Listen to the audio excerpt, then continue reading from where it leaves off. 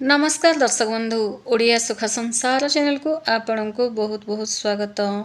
कुंभ राशि 25, 26, 27, 28, 29 जून यही 5 दिन भितर ग्रह मानकर स्थिति अनुसार आपण जीवन में कौन परिवर्तन होगा जाऊँगी क्यों सातोटी सुख आपण को मिलवा जाऊँगी।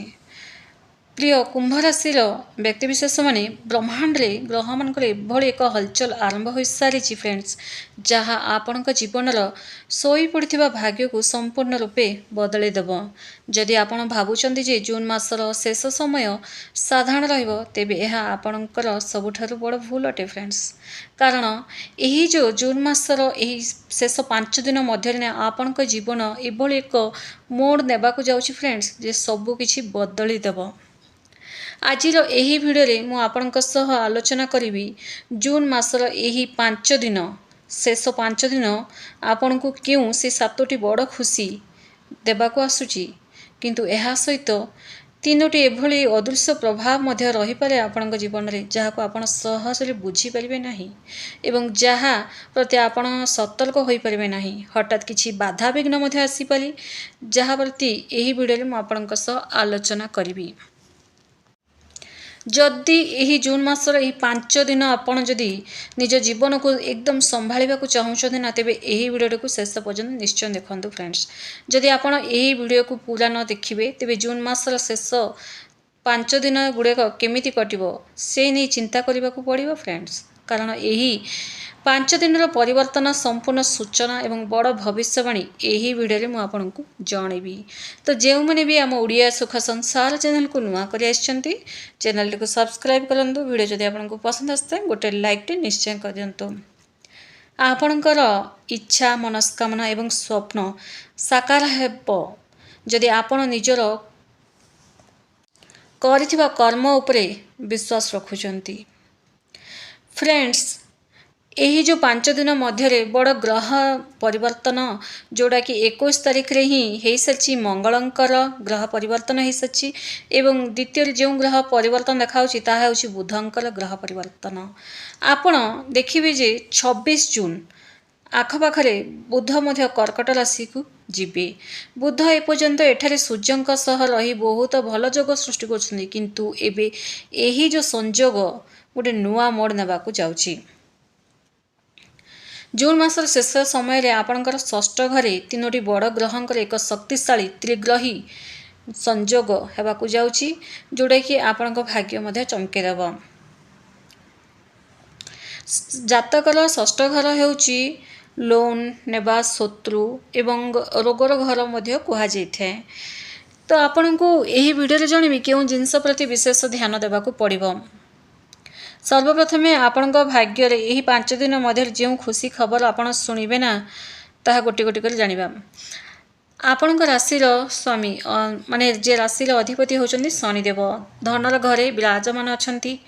धनर घरे बसी से आपण जीवन को पैसा आसबार समस्त मार्ग खोली दौरान शनिदेव एबे आपण को आपणकर कठिन परिश्रम सठिक फल प्रदान करुचंती।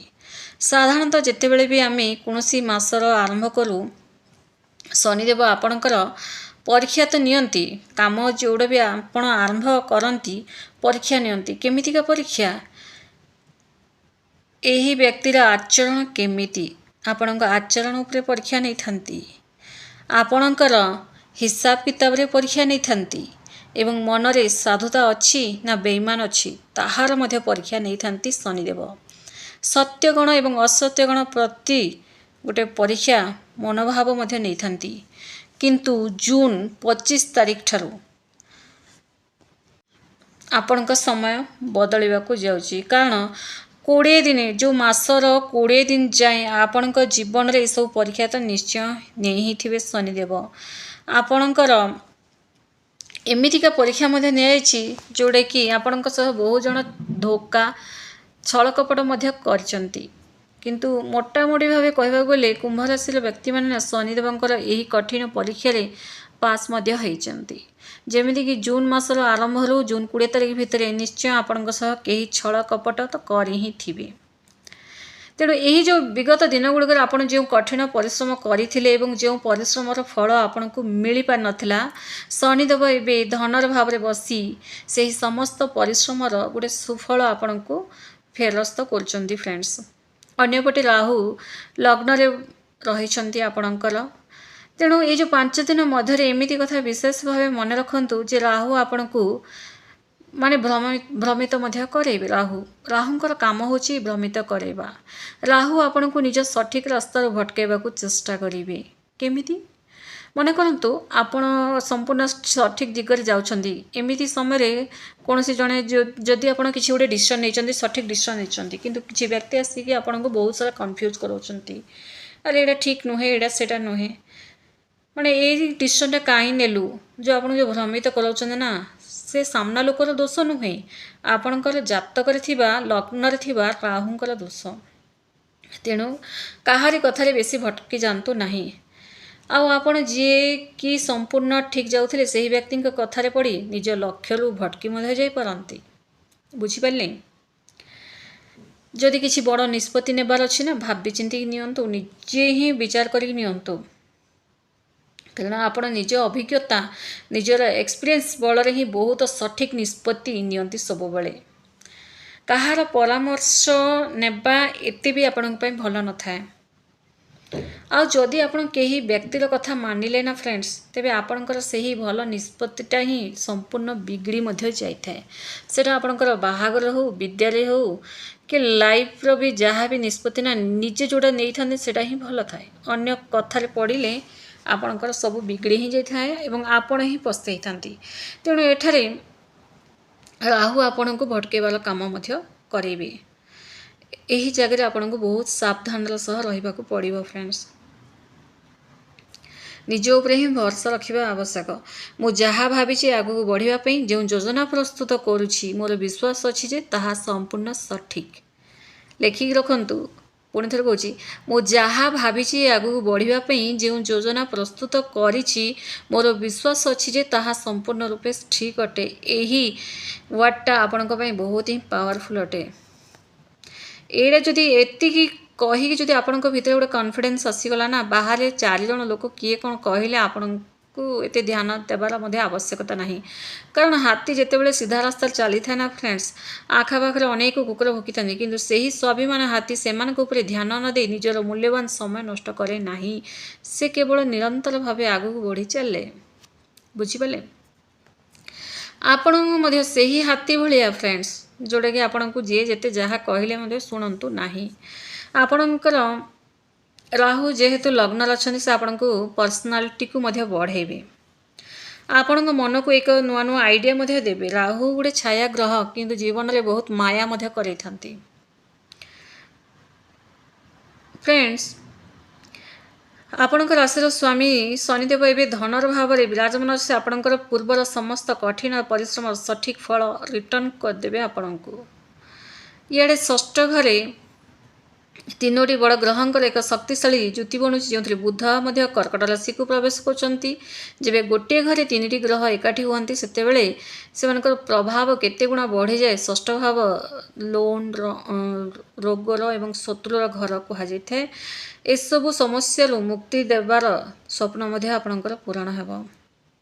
ପ୍ରଥମ ସ୍ୱପ୍ନ, ଆପଣ ଅନେକ ଦିନରୁ ଯେଉଁ କାମ ପାଇଁ ରାତି ଦିନ ଏକ କରିଥିଲେ, କିନ୍ତୁ ଆପଣଙ୍କୁ ସଫଳତା ହିଁ ମିଳୁନଥିଲା, ସେହି ପରିଶ୍ରମ ପୁରା ରିଟର୍ଣ୍ଣ ଶନିଦେବ ଏବେ ଆପଣଙ୍କୁ ଦେବେ।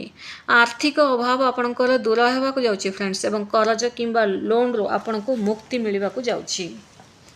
ଟଙ୍କା ପଇସା ଆସିବାକୁ ଲାଗିବ ଆପଣଙ୍କ ପାଇଁ। ଦ୍ୱିତୀୟଟି ହେଉଛି କାହାକୁ ଦେଇଥିବା ଧନ ଫେରସ୍ତ ମିଳିବ, କିମ୍ବା ପୁରୁଣା ଇନଭେଷ୍ଟମେଣ୍ଟରୁ ହଠାତ୍ ବଡ଼ ଲାଭ ମିଳିବାର ଯୋଗ ମଧ୍ୟ ରହିଛି। ଧନ ଭାବରେ ବସିଥିବା ଶନିଦେବ ଆପଣଙ୍କର ଆର୍ଥିକ ସ୍ଥିତିକୁ ଅତି ମଜବୁତ କରାଇବେ। ତୃତୀୟଟି ଆପଣଙ୍କ ପାଇଁ ରହିବ ଷଷ୍ଠ ଭାବରେ ଗ୍ରହମାନଙ୍କର ପ୍ରଭାବ ଯୋଗୁଁ ଆପଣଙ୍କ ପଛରେ ଯେଉଁମାନେ ଷଡ଼ଯନ୍ତ୍ର ରଚାଉଛନ୍ତି, ଶତ୍ରୁମାନେ, ସେମାନେ ଆପଣଙ୍କ ଠାରୁ ପରାଜିତ ହେବେ। କୋର୍ଟ କଚେରୀ କିମ୍ବା ପୁରୁଣା ବିବାଦୀୟ ମାମଲାରେ ଆପଣ ହିଁ ଜୟଯୁକ୍ତ ହେବେ ଫ୍ରେଣ୍ଡସ୍। ଆପଣଙ୍କର ଚତୁର୍ଥଟି ହେଉଛି ବେକାରୀ, ଯେଉଁମାନେ ଖାଲି ବସି ରହିଛନ୍ତି, ଯେଉଁମାନେ ଦୀର୍ଘ ଦିନରୁ ଚାକିରି ଖୋଜୁଥିଲେ ସେମାନଙ୍କର ସ୍ୱପ୍ନ ମଧ୍ୟ ପୂରଣ ହେବାକୁ ଯାଉଛି। ଚାକିରିଆମାନଙ୍କୁ କାର୍ଯ୍ୟକ୍ଷେତ୍ରରେ ପ୍ରମୋସନ୍ କିମ୍ବା ମନପସନ୍ଦର ସ୍ଥାନକୁ ବଦଳି ଯିବାର ଟ୍ରାନ୍ସଫର ଯୋଗ ମଧ୍ୟ ରହିଅଛି। ନମ୍ବର 5, ସ୍ୱପ୍ନ ଆପଣଙ୍କର ଶନିଦେବ ପୂରଣ କରିବେ। ଯଦି ଆପଣ ଅନେକ ଦିନରୁ ନିଜର ଏକ ଘର ବନାଇବାକୁ ଚାହୁଁଛନ୍ତି କିମ୍ବା ଜାଗା ଦେଖିବାକୁ ଚାହୁଁଛନ୍ତି, ପ୍ରପର୍ଟି କିଣିବାକୁ ଚାହୁଁଛନ୍ତି, ତାହେଲେ ଏହି ସ୍ୱପ୍ନ ଏହି 5 ଦିନ ମଧ୍ୟରେ ଆପଣଙ୍କର ପୂରଣ ହେବାକୁ ଯାଉଛି ଫ୍ରେଣ୍ଡସ୍। 5 ଦିନ ଭିତରେ ଏସବୁ ମାମଲାରେ ଗୋଟେ ବଡ଼ ଖବର ମଧ୍ୟ ଆପଣ ଶୁଣିବାକୁ ପାଇବେ। ଆପଣ ସେହି ଆଶା, ଯେଉଁଟାକି ଆଶା ରଖି ବସିଥିଲେ କି କେବେ ମୋର ଇଚ୍ଛାଟା ପୂରଣ ହେବ, ସେହି ଇଚ୍ଛାଟା ମଧ୍ୟ ଆପଣଙ୍କର ପୂରଣ ହେବ। ନମ୍ବର 6ଟି ସ୍ୱପ୍ନ ହେଉଛି ଘରେ ଦୀର୍ଘ ଦିନରୁ ଚାଲିଥିବା ଟେନସନ୍ଟା ଦୂର ହେବ, କଳହ ଦୂର ହେବ, ଘରେ ସୁଖ ଶାନ୍ତି ଫେରିଆସିବ। ବିଶେଷ କରି ଯେଉଁମାନେ ଲଭ୍ ରିଲେସନ୍ରେ ବିବାହ ପାଇଁ ଘରେ କଥା ଉଠାଇଥିଲେ କିନ୍ତୁ ବିବାହ ପାଇଁ ଘର ଲୋକେ ହିଁ ରାଜି ହେଉନଥିଲେ, ସେମିତିକା ସମସ୍ୟାଟା ଆପଣଙ୍କର ଦୂର ହେବାକୁ ଯାଉଛି ଫ୍ରେଣ୍ଡସ୍। ଆପଣଙ୍କର ସବୁ ସ୍ୱପ୍ନ ପୂରଣ କରିବେ ଶନିଦେବ। ଆପଣଙ୍କର 7ମ ସ୍ୱପ୍ନ ହେଉଛି ଲଗ୍ନରେ ବସିଥିବା ରାହୁ ହିଁ ଆପଣଙ୍କର ପୂରଣ କରିବେ। ଯେମିତି କହିଲି, ଆପଣଙ୍କ ପର୍ସନାଲିଟିରେ ଗୋଟେ ଅଲଗା ପ୍ରକାର ଚମକ ଆଣିବେ। ରାହୁ ତ ଆପଣଙ୍କୁ ଭ୍ରମିତ ତ କରାଇବେ କିନ୍ତୁ ଚେହେରାର ଚମକ ମଧ୍ୟ ଆଣିବେ। ଦୀର୍ଘ ଦିନର ମାନସିକ ଅବସାଦ କିମ୍ବା ଚିନ୍ତା ଥିଲା ଆପଣଙ୍କର, ସମାଜରେ ଗୋଟେ କେଉଁଠି ନା କେଉଁଠି ଟିକେ ବ୍ଲେମ୍ ହେଇଯାଇଥିଲେ କିମ୍ବା ଅପମାନ ହେଇଯାଇଥିଲେ, ତ ପୁଣି ଥରେ ଆପଣଙ୍କ ଜୀବନରେ ଗୋଟେ ନୂଆ ମାନ ସମ୍ମାନ ପ୍ରତିଷ୍ଠା ମିଳିବ। ରାହୁ ହିଁ ଦେବେ ଆପଣଙ୍କୁ। ସେ ଆପଣଙ୍କୁ ତଳେ ପକାଇବେ, ସେ ହିଁ ଆପଣଙ୍କୁ ଉପରକୁ ମଧ୍ୟ ଉଠାଇବେ। ଖାଲି ଏତିକି ଟିକେ ସତର୍କ ରହିବା ଆବଶ୍ୟକ, ରାସ୍ତାରୁ ଟିକେ ଭଟକିବେ ନାହିଁ। ଆପଣଙ୍କ ଲଗ୍ନରେ ରାହୁ ବସିଥିବାରୁ ସେ ଆପଣଙ୍କୁ ଭ୍ରମିତ କରିବାକୁ ବହୁତ ସାରା ଚେଷ୍ଟା କରିବେ। ଆପଣ ନିଜର ଅଭିଜ୍ଞତା ବଳରେ କୌଣସି ସଠିକ୍ ନିଷ୍ପତ୍ତି ନେଉଥିବେ, ତ ଆଖପାଖ ଲୋକେ ଆପଣଙ୍କୁ, ପୁଣି ଥରେ କହୁଛି, ଆପଣଙ୍କୁ ଭୁଲ ପରାମର୍ଶ ମଧ୍ୟ ଦେଇପାରନ୍ତି। ଭଟକେଇବ ନାହିଁ ଏବଂ ନିଜର କାମ ଯାହା ଅଛି ନା, ସେ କାମ ଉପରେ ହିଁ ଫୋକସ୍ କରିବା ଆବଶ୍ୟକ। ଭାଗ୍ୟ ବଦଳାଇବା ପାଇଁ କ'ଣ କରିବା ଉଚିତ ଫ୍ରେଣ୍ଡସ୍?